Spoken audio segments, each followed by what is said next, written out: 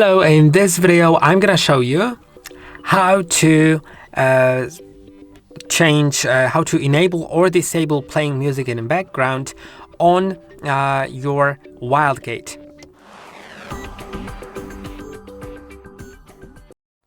Playing music in background basically works in a way that when you close the game, like don't close it but move it to the background if you're doing something else, but the game is still opened in the background,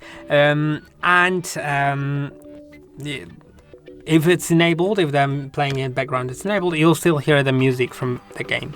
And if you want to disable that, or if you want to enable that, go to audio in the options, then find play in background, and you can set it to off or on, then save it. And I hope that this video was helpful. Don't forget to like and subscribe. See you in the next one.